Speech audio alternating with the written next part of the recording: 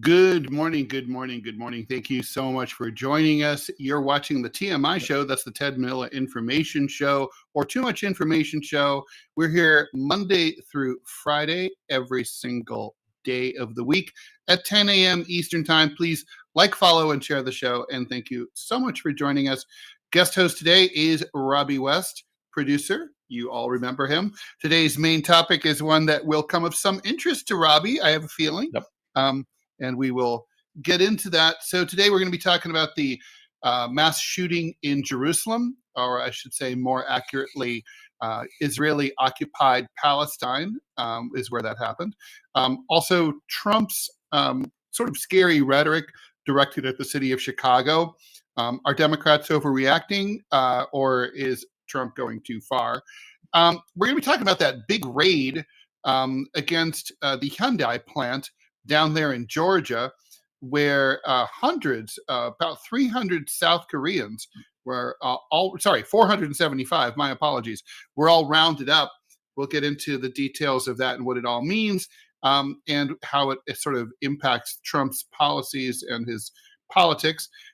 This is a sort of a personal story for me, but the personal impact of falls.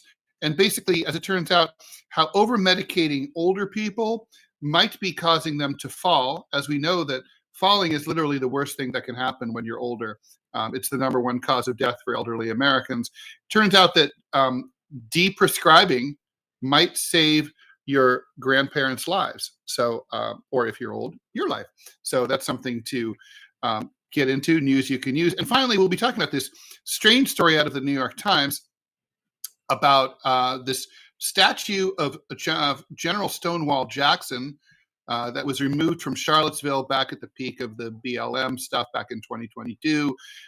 It's been given to an African-American artist who basically did things to it, and as part of a new exhibit that's opening in LA. And I know, Robby, you have thoughts about that. So let's just. Your audio is really cracky, like you're crackling up. It's crackly, huh? Let me see if I can. I did something different, so let me undo that different thing. How's this? That's much better. Okay, cool. You don't sound like you're eating popcorn anymore. So we are. Good. This is a professional show with the redneck and the communist cartoonist. That's correct. Yeah, we do try to provide you with high quality, at least in terms of the audio feed. So again, thanks everyone for joining us. Let's get straight into it. Okay, so a shooting on Monday morning local time in the northern outskirts of Jerusalem left at least 6 people dead, several more seriously injured, according to the ambulance service there in Israel and hospital officials. The cops are calling it a terrorist attack. They say that the perpetrators have been killed at the scene. No group has yet claimed responsibility. This began around 10:15 in the morning local time in Israel when 2 guys opened fire at people waiting for the bus at a busy intersection. The police added in a statement that a soldier and several civilians at the bus stop engaged the attackers and returned fire, killing them on the spot. The junction where the attack took place is in Ramot, a large area that Israel seized during the 1967 Arab-Israeli War and then later annexed illegally. The Palestinians and much of the rest of the world consider Ramot to be a settlement in occupied territory. That's the official stance of the United Nations as well. Prime Minister Netanyahu visited the scene, said that his country was on a war against terrorism on several fronts. We're now in pursuit, encircling the villages the murderers came from, he said. Earlier, the Israeli military said it had dispatched soldiers to look for additional suspects and that troops had been sent off to seal several areas on the outskirts of the Palestinian city of Ramallah. That's in the occupied West Bank. Israeli Foreign Minister Gideon Sa'ar said that the gunmen were kept Palestinians. That comes, of course, at a fraught moment as Israel expands its 2-year war against Hamas into Gaza City, the main city in Gaza. In the West Bank, land grabs by Jewish colonists and attacks on Palestinians and their property have intensified, hitting a record high. Paramedic Fadi Dekadik said in an ambulance service statement that he arrived in Ramot to find a very difficult and tragic scene. The wounded were lying on the road and sidewalk near a bus stop, he added. 4 male victims were pronounced dead at the scene, and about a dozen more casualties were transferred to hospitals, 7 of them suffering serious injuries from gunshot wounds, according to the ambulance service. 2 other victims were declared dead when they arrived at the hospital. Hamas, which of course led the October 7th, 2023 attack, praised the shooting, but didn't take any responsibility. In a statement, they said the shooting was a heroic and unique operation and a natural response to what it described as Israel's ongoing aggression against our Palestinian people in Gaza, the West Bank, and Jerusalem. Robby, I don't think there's a lot to say about this. I mean, it's kind of obvious that this is sort of an ongoing thing. Unless you disagree, I'm totally open to it. But I think, to me, the thing that's surprising is that given the incredible security measures that the Israelis have imposed, for years now, and particularly following 2023, that these things can still happen is kind of, just shows that there's just no way to insulate yourself, no matter how repressive you are. In the end, if you live in the same neighborhood as these people, the Palestinians, you're going to have to learn to get along. Well, that or you can just kill them all, and it seems like that's kind of what that's what the Israelis seem to be just really kind of interested in. So I think this just goes to prove 2 things. One, the attacker always has the initiative, and they just have to get lucky once, to be able to do some damage. Whereas if you're on defense, you've got to have 100% rate, which just simply doesn't happen. It's impossible. Now, what the question is going to be is the West Bank now going to get the treatment that Gaza is getting? Because let's be honest, even the protests going on in Israel, it's not against the genocide that's happening. No, it's about how long it's taking Netanyahu to commit the genocide at the least, or get the hostages back at the most. So ultimately, I think that what this is going to boil down to is that the Israeli people are going to come to accept that they cannot live side by side with the Palestinians. And if you decide you can't live side by side with somebody, what do you do with them? You give them the Andrew Jackson treatment. Maybe. I mean, certainly, I think it's very clear that the Israeli government plans to wrap things up with Gaza. And once they do that, look, they would naturally turn their attention to the West Bank. I mean, there's no way they wouldn't. I mean, these are people who want to create a greater Israel. For people who are incredibly, the thing that they find so offensive about the phrase "from the river to the sea" is they want from the river to the sea for themselves, right? And so, they want it all. Yeah, but which river? Are we talking about the Jordan, or are we talking about the Euphrates? Because from depending on the Jordan, I mean, if you look at a map of what they consider, the promised land, it's from the Euphrates River to the Nile.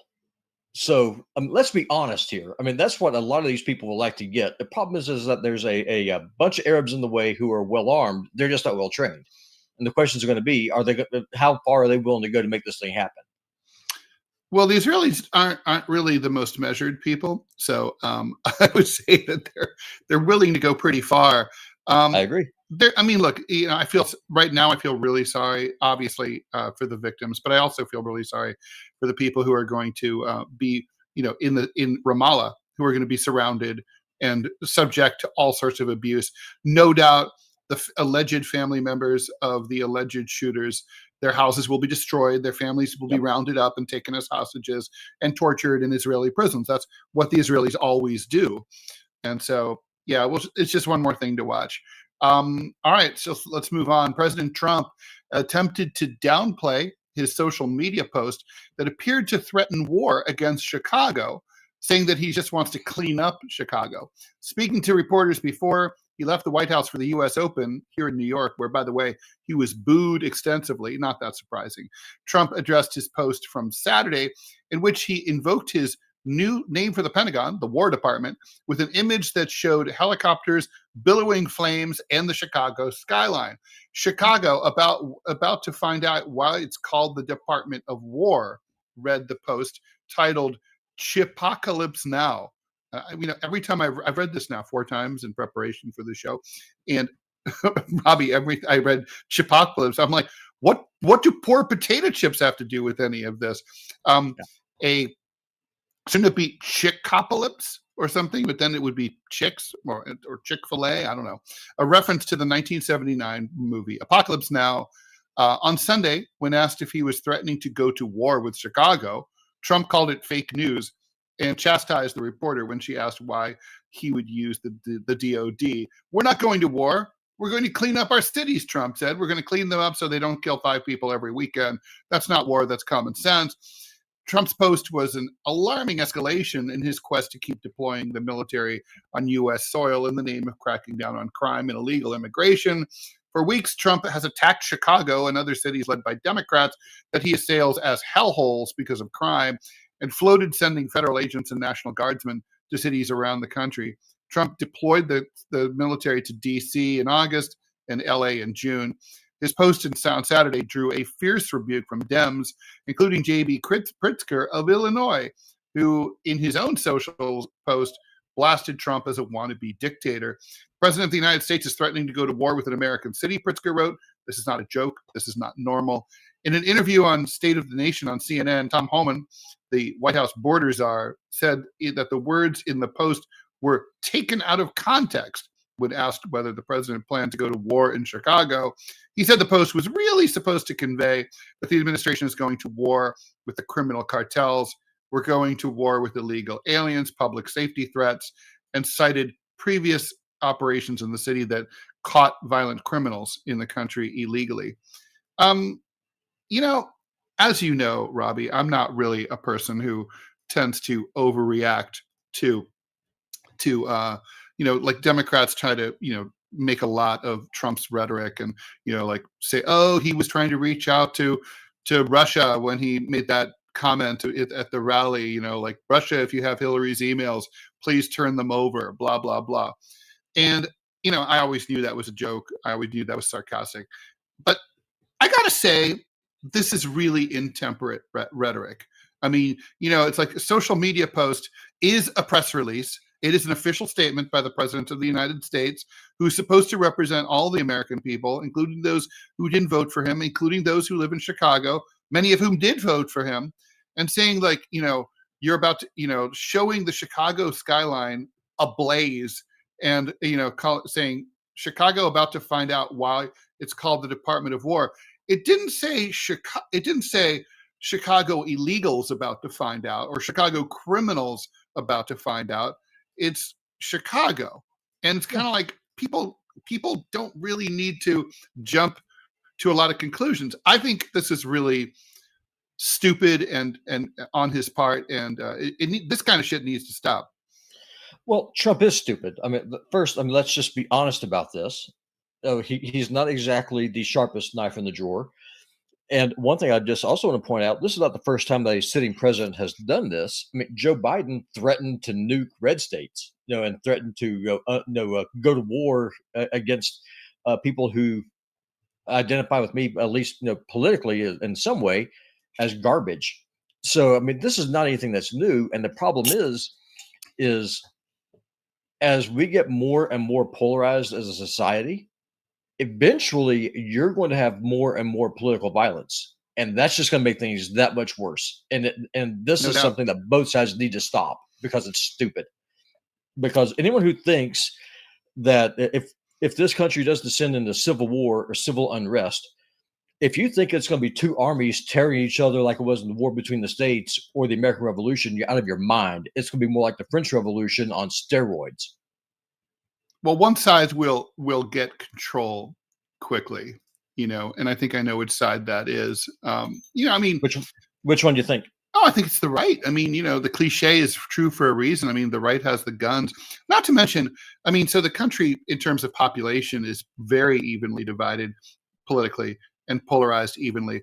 But in terms of geographic territory, I mean, you just look at an election map, man, the reds, most of the country territorially is red. I think it's, and also I think kind of like, I don't see, I think that like with all the divisions on the right and all the different striations of conservatism, white nationalism, and so on that exist, there's more readiness to form.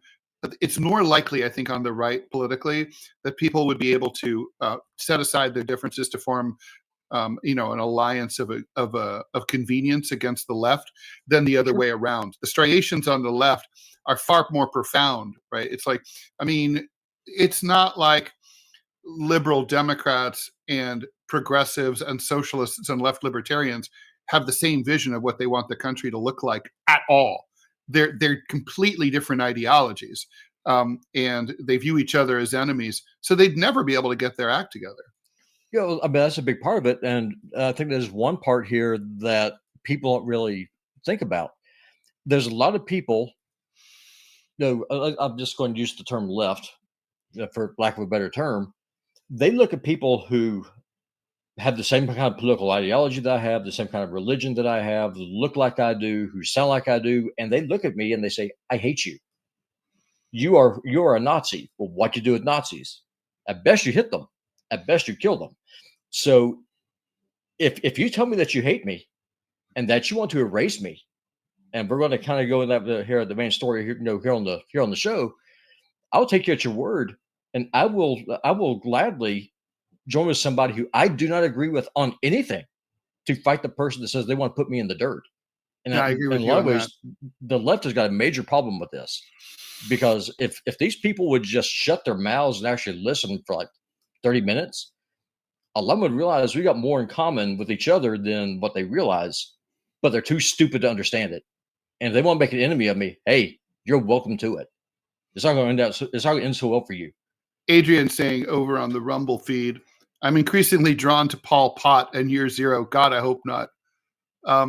Highly recommend Philip Short's biography of Pol Pot. He's better known for his Mao Zedong biography, but Pol Pot thing is even more fascinating, because the odds are you probably don't know as much about it. I didn't. I don't. And but educate me. Well, so Pol Pot, you know who he was. He was, and basically, people think he was just a maniac who kind of lost his mind and just started killing people. But the truth is, he was a very well-educated, sophisticated guy.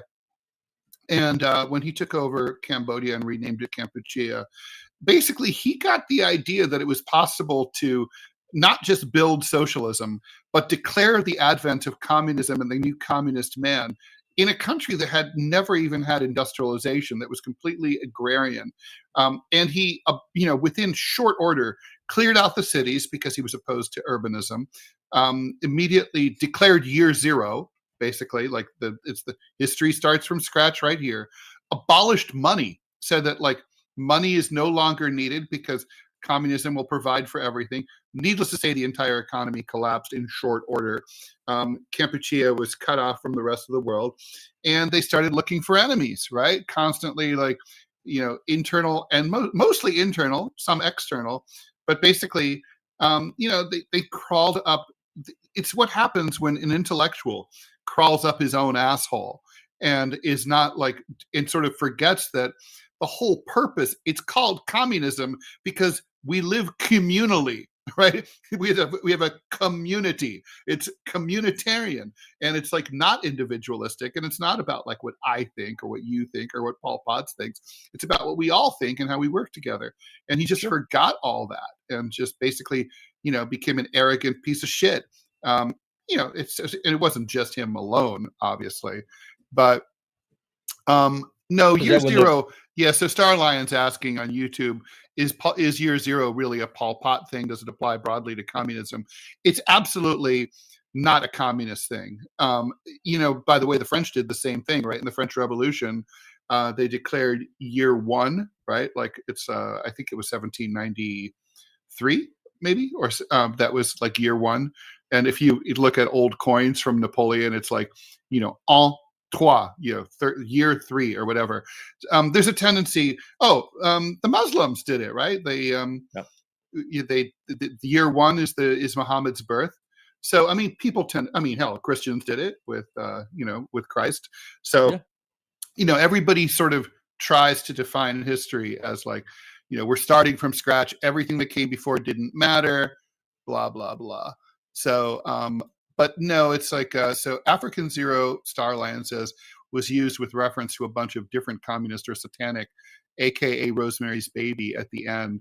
Yeah, so that's interesting too. So actually, I bet we could do a whole episode, like a Rumble Premium, just on efforts to say that history has started again. Don't forget Francis Fukuyama, right? The guy who wrote The End of History basically argued that history ended in 1991 and started from scratch with the collapse of the Soviet Union. Everything had changed.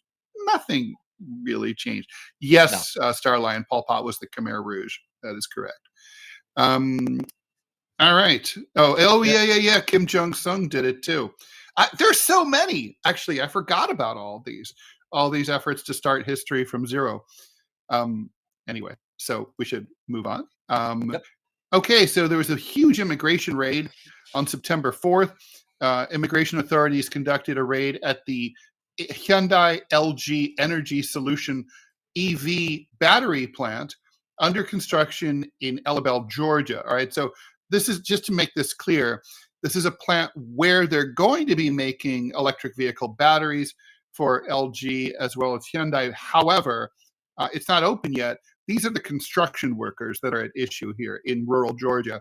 475 construction workers were arrested, mostly South Korean nationals. This is the biggest single Homeland Security enforcement operation ever. The detained workers were primarily subcontractors and LG Energy Solution employees. They've been accused of living or working illegally in the U.S., either by crossing the border unlawfully or by violating their visas. I looked into this. Mostly it's about violating their visas.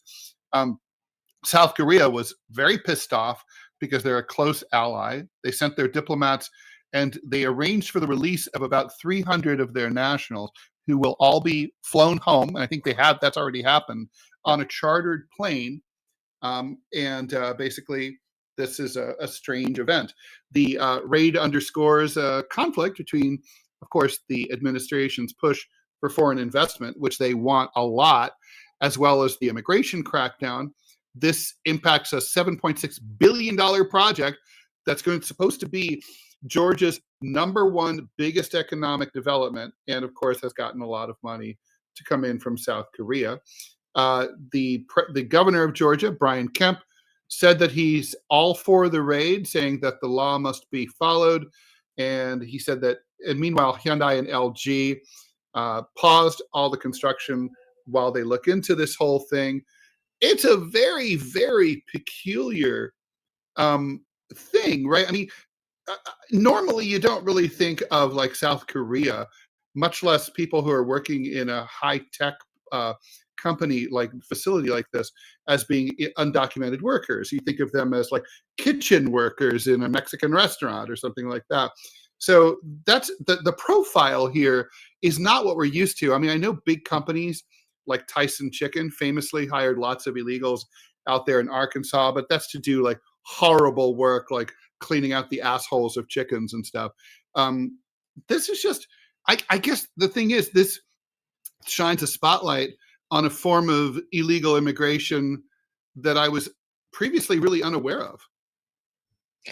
Yeah, well, I mean, it's just weird, right? Because this place is just outside of Savannah, Georgia, but maybe 30 miles outside of it. And so obviously everybody knows that you cannot find qualified construction workers anywhere in the state of Georgia to go and work on this facility. They just simply don't exist, Ted. There's no one down there who knows how to do math, who knows how to turn a wrench or use a hammer. So what you have to do is that you have to import your people that have eyes look like apostrophes to come and work on this stuff, because that's just how it has to be. And I don't understand it. I mean, this is a self-inflicted wound by the South Koreans. Is there a time and a place for foreign investment? Yeah, there is.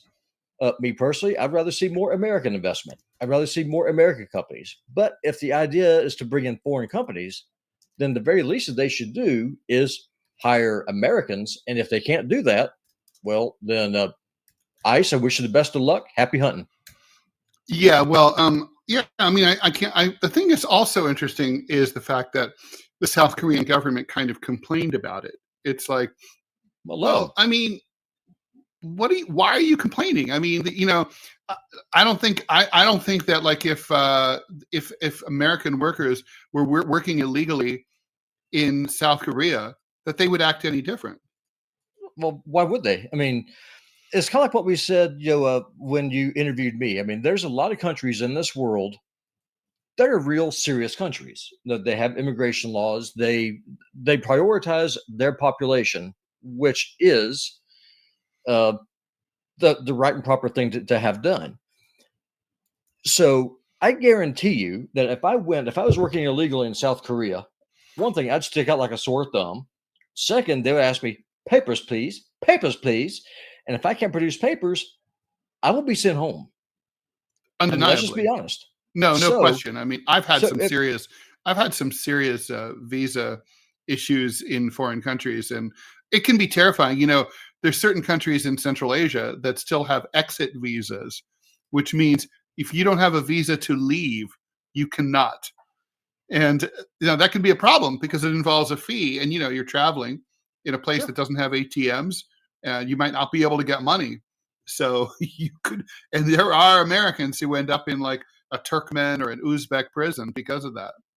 Oh, I'm sure. And so, I mean, my whole thing is, I understand, that there's, I know what the South Korean argument is going to be. Is we're here, we're building this factory, we're going to do you a solid, you poor, uneducated, stupid Americans. Okay, fine, fair enough. Let's just assume we really are stupid and uneducated. Yeah, Mr. A. Lee on Rumble is saying, I read it was an overstay on their visa. I read the same thing. It was. But I mean, it's like really strange, right? Like, and someone, Mr. Ali also said the Koreans were setting up the factory for American workers. But, I mean, what Robby said is correct. I mean, it's not like we don't have construction workers in the United States. We didn't really need them. I don't know. I mean, as long as these people weren't mistreated, by ICE, I don't have any problem with this raid. No, I don't either. And it's very particular. Very peculiar. No, I agree. No, and I haven't seen any reports where they were sent to South Sudan or where they were dropped in Alligator Alcatraz or anything. They were put on a plane and they were sent home. Because one thing that South Korea does, unlike a lot of other countries, they actually accept their citizens back into their countries from which they respond by where they're citizens of. So it kind of helps if countries that if they export their population, when they get sent home, they should take their people back. Kudos to South Korea for doing that. Next time, maybe hire Americans, though. Just saying, that would solve this problem. Maybe. By the way, I don't know if you heard Kilmar Albrego Garcia, who's been, of course, the subject of, I would say, illegal attempts to deport him for months by the Trump administration. They wanted to deport him to El Salvador. That didn't take. They brought him back. Then they wanted to send him to Uganda. That didn't take because a judge said no. Now the Trump administration is saying they want to send him to Eswatini, a country that even I had to look up to see where it was. Eswatini is formerly a kingdom, and anyway, it used to be Swaziland. So it's landlocked. Southern Africa. Yeah, it's Southern Africa. It's just it borders South Africa and Mozambique, and it's if you swam eventually east, you'd eventually run into Madagascar. Yeah. So Lee on the Rumble feed said Americans cannot build the factory that the Koreans were building. My question to you, Lee, is how do you know that? Well, why not? How not? How so? I mean, is there something that has to do with is there some kind of genetic code that's required for or some Korean technology or whatever? But I mean, if that's the case, right? Like, let's just say that's the sake that there's magic Korean, stuff that's needed. Well, I mean, look, this is a giant multi-billion-dollar facility. Surely LG and Hyundai, both of them huge transnational corporations, can meet with their American counterparts and explain, listen, we need you to extend the visas for these Korean workers. I don't know. Yeah. I mean, there's a right way to do this. And we're going to move on to the next story. But here's the last thing I'm going to say about it. if the Koreans, by virtue of some kind of hyper intelligence or hyper technology or just whatever else, if they're that good, only Koreans can build a Korean factory, then I submit to you that the Koreans can be responsible for their own defense. We will close all of our bases, leave South Korea, and they can go with God as it is. Because if the Americans are that incompetent where we can't build their factories, then we're surely too incompetent to defend them. They can fuck off. I would personally love to. I would love that, but for other reasons, because I don't see. First of all, the U.S. forces in the Koreas are a destabilizing force, and we don't need to be there. It's like North and South Korea should be able to negotiate toward reunification if they want to. The U.S. shouldn't have anything to do with it there. And anyway, why do we have U.S. troops anywhere in the world when we have people who are starving to death right here in America? Anyway, let's move on. So as you know, if you know anything about elderly people, the number one thing they tell old people is just don't fall. So there's an article in today's New York Times, but it highlights a guy, a 69-year-old dude named Earl Vickers. He experienced a lot of falls while walking his dog. It turned out that they were linked to a prostate cancer drug. I'm going to mispronounce this, called enzalutamide, I think, which he stopped taking in 2022. Then they noticed that he stopped falling. And it turns out that there's a high side effect of this drug and a number of other drugs that elderly people take of increased fall risk. Now, I can't help but thinking of my mom, who died in 2020. Her whole final decline started with a major fall in her house where she broke her hip, and it detached entirely from her upper leg. She had a shoebox full of medications, the medications that, like a lot of elderly people, and she had medications. Most of those medications were meant to counter the side effects of other medications that she'd been given. And some of them were things like Lipitor, who are things that are like really not necessary in most cases. They're kind of bullshit meds. And basically they love to over medicate old people in this country in particular. Mhm. And they just basically, oh, well, take this drug. Oh, well, the drug you gave me, it's causing me to have problems. Instead of saying, stop taking that drug, they say, oh, take this other drug, which will help with the side effects of that. Oh, the new thing's causing side effects, and so on and so on. So anyway, in 2023, 41,000 Americans over the age of 65 died from falls. And by the way, those rates are a lot higher because often the fall is just the beginning of the end. That's how it turned out for my mom. About a year later, she was dead. But the death rates from falls over 65 have tripled per capita over the last 30 years, particularly among those over 85. The current rate is 339 per 100,000 people. That's more than 3 times what it used to be. That, according to Dr. Thomas Farley. He attributes this to what he calls FRID, or fall risk increasing drugs. So what is an FRID, or a FRID? It includes, I'm going to mispronounce all of these, benzodiazepines, opioids, antidepressants, and gabapentin are all implicated in falls due to side effects like drowsiness and dizziness. Although some experts argue that declining prescriptions for certain drugs like opioids and benzodiazepines complicate the narrative. So then there's some people who oppose this view. Geriatricians like Thomas Gill and Neil Alexander say actually this is due to other things like improved reporting of fall-related deaths, elderly populations that are more frail than they used to be, and age-related impairments might contribute to the rising mortality rate beyond just medication use. Experts are still, nevertheless, overall coming together to advocate for what they call de-describing these FRIDs. There's initiatives like the Beers criteria, which recommend alternatives like cognitive behavioral therapy, that's CBT, which is basically just talk therapy, and exercise, using patients to discuss fall risks with doctors to explore safer treatment options. This is a big deal, Robby. I mean, It's like, look, I'm 62 years old. I keep thinking, what happens to me, like when my doctor starts saying, well, Ted, you have blah, blah, blah, blah, and you need to do this and that. And I don't want to end up with that shoebox full of medications like my mom had. Sure. I was always arguing with her and her doctors to stop taking them. I'm convinced, though, that she is among the victims here. That basically she was, I will say she had fallen before when she was younger, but it became ridiculous. She also suffered from dementia.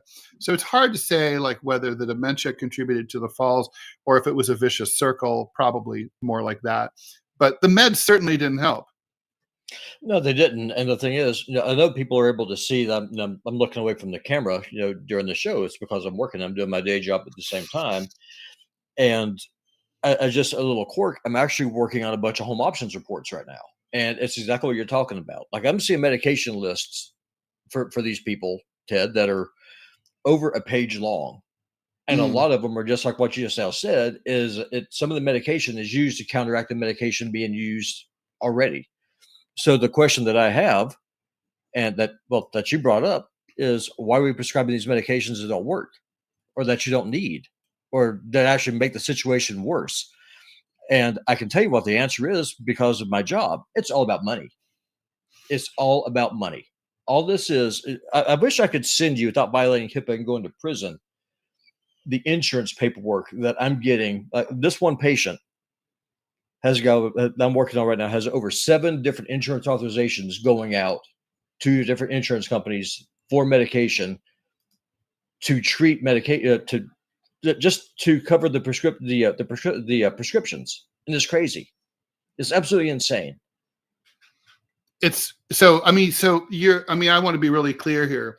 I'm totally open to this, to this statement, and I believe you. But basically, just to be clear, you're saying they're just selling meds to people who don't need them. Yeah, it's legalized drug dealing. That's all this is. Because a lot of the medications I'm looking at right now that I'm actually looking at here on the screen, it's to treat side effects for another drug. And so what my question is why not find another drug that works the same way, or at least close to that way without the side effects? Why do you have to prescribe a medication to treat a side effect for a medication that the patient probably doesn't even need to use? Good question. And the answer is money. Well, seriously, this is where people who are elderly and their caretakers and their family members, they need to like really stop viewing doctors as gods. They need to think for themselves. We live in a golden age of medical research where you can go on, a search engine or an AI search engine, and when a doctor says, "Oh, you could take this drug," you can find out what all the side effects are, what are the counterindications. You can't just reflexively do what your doctor tells you to do. You've got to think for yourself. And one of the things that people don't understand is that a lot of these drug companies, what they do is that they send people they're salespeople. They're called drug reps, and they go into the different clinics and they push financial incentives for doctors to prescribe their medications. And this is something that absolutely happens. I see it with my day job. This is a part of my world, right now. My wife, she's a medical coder, and these drug reps will go to the clinic that she works at. They'll buy lunch for the entire facility, have sit downs with the doctors, talk to them about the benefits of these medications. And really what they're doing is that they're selling it. Yeah. And it's wrong, but that's what happens. That is literally what happens. I hate pills. I'm just against them in general. It's like all I can do to take an aspirin sometimes, but maybe I go too far the other way. Yeah. All right, Robby, are you ready? Are you ready to rumble? Almost. Let me just say this real quick. Okay. About the drug companies. Have you ever wondered why the big drug companies sell, and I use that word deliberately, sell ads on CNN, Fox News, and Boomer Legacy TV networks. Because Especially everybody who watches those ads is old. It's because they're old, and also what it does is that it's a form of regulatory capture. These drug companies, they fund a lot of the advertising revenues that these companies get. And so what that does, that ensures those companies never do any kind of investigation on on the topic we're talking about right now. That is why. Right. If you're Viacom and you own a cable TV station that has one of their major clients that's bringing in hundreds of millions of dollars a year is a big pharma company, you're going to be loath to greenlight an investigative report about something, an issue like this. I mean, here on the TMI show, we don't have, no one cares about us, so we can tell the truth. But yeah, I mean, look, I'm not going to lie. If I went to work for some company that was paying me $10 million a year, like Rachel Maddow, and they said, Ted, we would really rather you not talk about this, this FRID issue. Can you talk about something else? I could talk myself into thinking, well, there's many other injustices in the world, and I can focus on those instead. That's what they do. Sure, exactly. But yes, I'm ready to rumble. Let's rumble. So on January 6, 2022, Hamza Walker, director of the BRIC, this is the museum, used to be called LAX Art, urgently moved a century-old statue of Confederate General Stonewall Jackson out of Charlottesville, Virginia, where it had been pushed over during the Black Lives Matters protests, and removed to a warehouse in New Jersey. That was following the city's decision to finally remove it and the violent 2017 Unite the Right rally and all that. So the statue was then handed over to an artist in LA named Kara Walker. She deconstructed the statue of Stonewall Jackson and reassembled it into a new sculpture that she called Unmanned Drone, which is a grotesque reconfiguration of horse and rider that challenges the myth of Confederate glory and reflecting her own ongoing exploration of America's racial history. Obviously, it's not telling tales out of school to say that she's Black. A new monuments exhibition opens next month at the BRIC and the Museum of Contemporary Art's Geffen Contemporary in LA. The exhibition pairs decommissioned Confederate statues with works by 18 contemporary artists, including Walker, to find new ways of engaging with these historical objects rather than erasing or preserving them. So basically, they mash them up. The exhibit is, of course, basically dealing with in the aftermath of the removal of 173 Confederate monuments that have been removed in recent years. Hundreds are still up in their various places. And there's plans to reinstall some of these statues. So there's a lot of debates about what to do about all this. Should be pointed out that most of these statues were not really erected during the Confederate period. They were afterwards, like in the late 1890s and the late 1800s, mostly the early 1900s. Hamza Walker and Bennett Simpson, who are the curators of this exhibit, they want to say that they want to create a productive estrangement. I love art jargon. By juxtaposing toppled statues with contemporary art, they say they're expecting backlash from maybe someone like Robby, but they defend the museum's role in fostering political and cultural reflection. Robby, first of all, tell us who Stonewall Jackson was. Well, Stonewall Jackson was first, he was actually a veteran of the Mexican-American War. He served as a professor at VMI, the Virginia Military Institute. And in his early years, he was actually an orphan who grew up dirt floor poor in what's now West Virginia and was raised by his uncle. And long story short, he went to West Point, graduated, and he was in a lot of ways, I mean, you could really consider him as a military genius. He was also a very devout Christian. He was so devout, and this is what makes this thing so pathetic. And this woman, she's probably suffering brain damage because her mama used her face as a shovel. He actually violated Virginia law because he taught black children how to read so they could read the Bible. He actually got into it with the vice president of the Confederacy, who pointed out that Jackson was violating the law, which Jackson replied, "Yes, I am, and I would rather go to prison than violate God's law," because the Christians believe that God's law is the highest, and then you have the jurisdictions of power. And so it's just really ironic that this woman, this social justice warrior, I'm gonna go as far as call her a satanic vandal, picks a statue of a man who politically she would have agreed with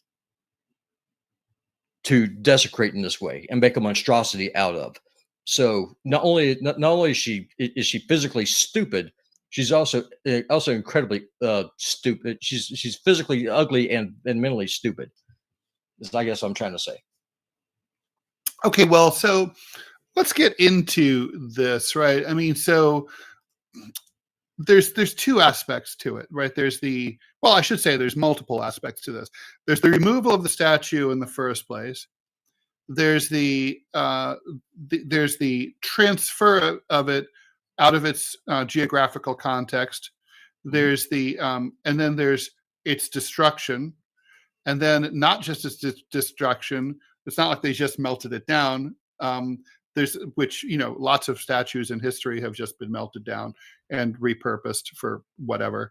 And then in this case, it was put back together to be deliberately ugly in order to obviously as political and artistic commentary about, I would imagine, racism, the South, the Confederacy, all of the above. Which part do you object? Which parts do you object to? Is there any part that you don't object to? Well, I mean, first, if you want to take the statue down, fine, whatever. Like you said, it happened all throughout history. I mean, during the Fourth Crusade, after the Fourth Crusade, the Crusaders looted Constantinople and they melted irreplaceable works of art that dated back to the days of ancient Greece, including a statue of Hera that was reportedly incredibly beautiful, and they melted these things down and made coins out of it. So if you decide that you want to do that, okay, that's fine. Then at least do something that's going to be constructive. Make money out of it, turn it into copper wire, whatever it is that you want to do. I mean, at the end of the day, what this woman did, and this kind of goes back to the conversation we had just a little bit ago about the left and the right. When someone does something like this, well, on one hand, they say, "Robby, you have to embrace our differences. We have to have diversity. We have to have diversity of thought. You have to understand my shared experience." While at the same time, you are destroying my history and literally telling me that you hate me.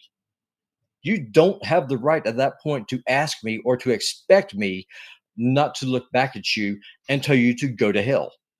No, I don't have Ms. Walker here, but I imagine she would probably say, "Robby, this isn't about hating you. It's not even about hating Stonewall Jackson. It's about, making a statement about history and the toxic, the legacy of slavery and oppression of Black people." Great. Okay, then let's have the conversation. Let's talk about the Islamic slave trade. Which one lasted longer, Ted, and which one was more brutal?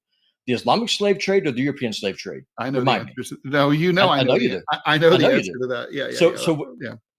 So answer the question. Which one is more brutal and which one is more oppressive? The Islamic one. Okay, then let's have that conversation then.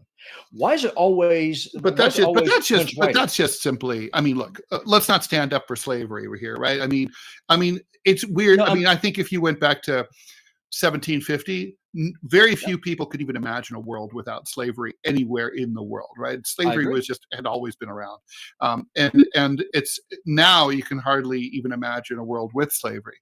But I mean, I think that said, one thing that I think most Americans can agree on is that slavery was bad, right? Well, Ted, I mean, we got slavery right now. What is H-1B visas if not indentured servitude? Well, that's true. Libya is a failed state supported by that was traded by the United States and NATO, where I can go and buy myself a somewhat slightly used African for $100. That's true. So yeah, they have open air slave markets in yeah. Libya right now. No, slavery is not gone, and it's not the only No. place in the world either And where I'm not it has it. and I'm not And I would defending it either. But I mean, so I mean, look, I have a dim view generally of like most modern art. Every time I go to the Whitney Museum here in New York, or the Modern, or a gallery show, I'm always like, this shit's dumb for the most part, right?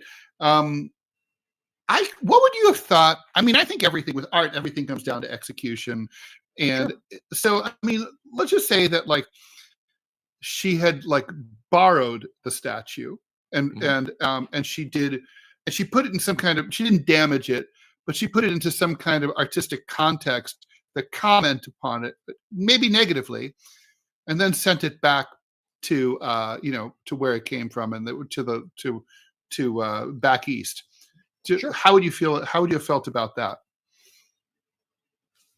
I would prefer that over what she did. I mean, she carved this thing up and she turned it into like this grotesque monstrosity of a hybrid, half horse, half human hybrid. I mean, the thing looks satanic, honestly. I mean, you'll have to do some looking to find some pictures of it. There are some that are available, and it's really pathetic. It's just the point is, if you want to do this, fine. But if your issue is on white supremacy or the evils of slavery, maybe you shouldn't pick a dude that agreed with you politically, broke the law to educate black people, and actually opposed slavery. If you're going to do this, Nathan Bedford Forrest would have been a better target for this vitriol. Now, personally, I'm against destroying monuments at all. Just like for the same reason I'm against burning books. What about like if there was a monument to? I mean, that's a broad stroke, right? Let's say there was a monument to. I'm trying to think of someone really, to Hitler, and you're in Germany. Yeah. You'd leave that up? 100%, and then have a conversation. See, here's the crazy thing, Ted. If you have the better argument, then you win. That's why it's called the marketplace of ideas. Ripping someone's tongue out, censoring them, and destroying history, by becoming the fascist that you say that you want to fight, doesn't mean that you've won the argument. It means that you're so intellectually weak and stupid that you can't defend your argument.